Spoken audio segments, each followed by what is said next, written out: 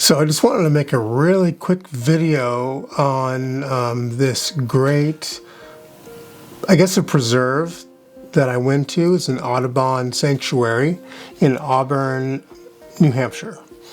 And it was probably one of the best preserves that I've been to in a while. And it's beautiful. It's kind of like on a little peninsula, so you can get shots of the water, like the inlet to the ocean. There's even a small bird. They call it a blind. It's like a hide. You go into the hide, and that way you can kind of get shots of birds. Unfortunately, I didn't get any shots of birds over there, and I was about to find a couple off in the distance, and then of course, because it's a public place, there was a couple coming over and fishing, and they were quiet. It's just one of those things where they're fishing, and birds aren't going to be flying around there, and these guys were in their boat. So I went to the other side, and it started out great, let me tell you that. I got there right around 6 o'clock a.m., which is sunrise, and you can see some photos right here. Look at that beautiful sunrise over the water. You can see a small little duck in the lower left-hand side, and the trees. And what was really nice is, because of the weather the way it was, there was this beautiful mist that was kind of floating above the water. So I kind of wanted to share this picture with you. A little later in the morning, and when I say later in the morning, sunrise, to go from that golden hour to a lot brighter is literally 15-20 minutes. I was able to get a picture of this heron, this white heron.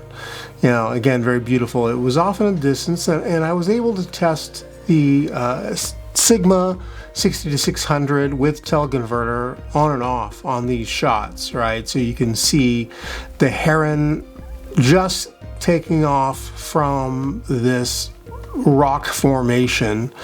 It's like a small little island, I guess you could say, that's right in the river, and it was taking off. Now, I thought the picture was really good, but it was a little blown out, only because the light had come up so much, and the white heron on the kind of blown out water, it didn't quite work.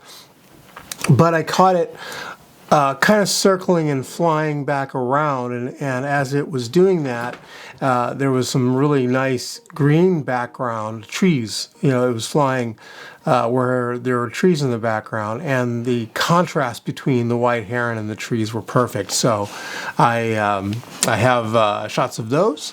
I'll put it up here on the screen. You'll be able to enjoy that. It's just absolutely gorgeous.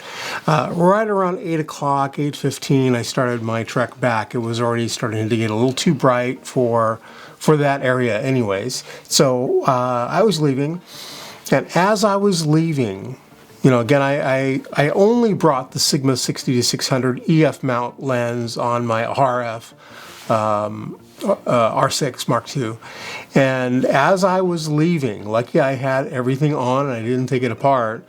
There was a I think it's called a red-shouldered hawk, and it was a shock to see it kind of flying in there. So I tried to get as many shots as I could. It was very difficult because it was it landed and it moved, and it was just too far away for me to get a really good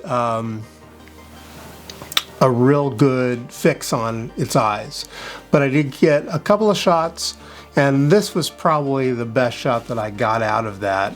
It's not bad. I had to clean it up quite a bit.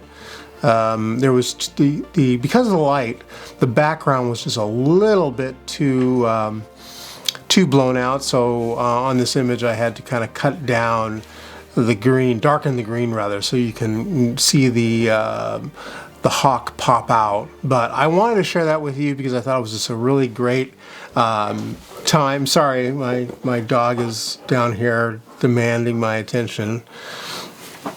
Sorry there, Billy. And yeah, so I wanted to share that with you, and I hope you enjoy the shots. And I'm going to be hopefully getting some more photos. I may go back there in a couple of days. The weather's going to be improved quite a bit, and I'll see what I can find. But anyhow, thank you very much, and I will see you in the next one. Bye-bye.